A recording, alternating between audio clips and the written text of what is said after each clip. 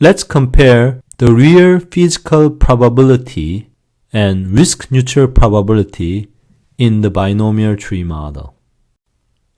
Let's revisit risk-neutral probability in binomial model.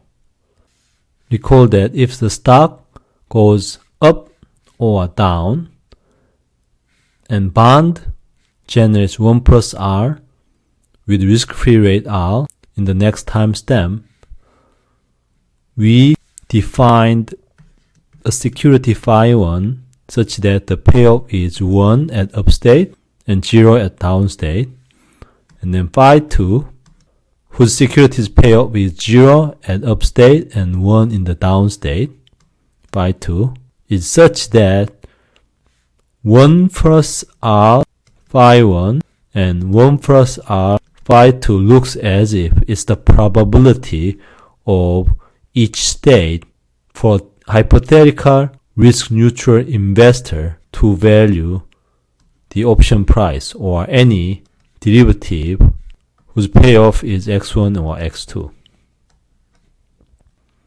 How would this hypothetical risk-neutral probability 1 plus R phi 1 and 1 plus R phi 2 related with real physical probability? Suppose in our example, we have assigned real physical probability of P star and 1 minus P star. Can we tell anything about P star versus 1 plus R phi 1 or 1 minus P star versus 1 plus R phi 2? To answer that question, let's make some assumption based on our real world. If it's the real world, between stock and bond, which one would have higher expectation?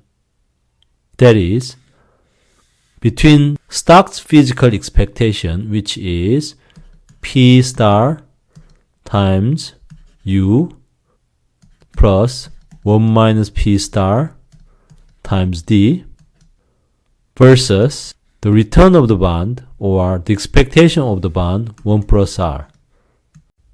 By the way, to find the return of the stock, it's the payoff of $1 investment in the stock, which is up or down, so that the physical expectation becomes P star probability times payoff U plus 1 minus P star times D.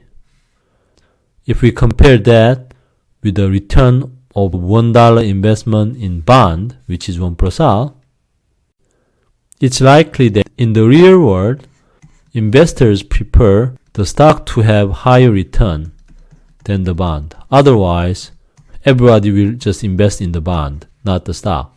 So we have this price relationship. So if I rewrite this on P star, that's P star U minus D is bigger than 1 plus R minus D. Or P star is bigger than 1 plus R minus D over U minus D. Note that this term is this term. Therefore, P star is bigger than 1 plus R phi 1, which is the risk-neutral probability. Therefore, the physical probability of this state is actually bigger than risk-neutral probability. That means that the physical probability of this state, which is 1 minus P star, is smaller than risk-neutral probability 1 plus R times pi 2. What does this mean? That means that while a hypothetical risk-neutral investor values any security as if he assigns risk-neutral probability that he is indifferent between risky asset versus riskless asset, he does that by skewing his view in such a way that he assigns bigger risk neutral probability in the bad state than the actual physical probability. That is, he is pessimistic. He assigns higher probability on bad state and lower probability in the good state than the actual physical probability. Risk-neutral investor is pessimistic. While he values as if he's risk-neutral, he compensates that risk premium by assigning higher probability for the bad state, which is a pessimistic view.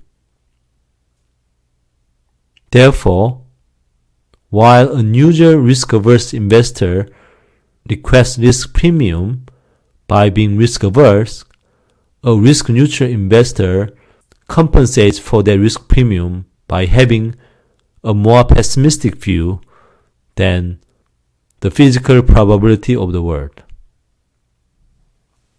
This also explains why there's an insurance premium. If you think of it, insurance is like Phi 2, which pays 1 when the world is bad and 0 otherwise.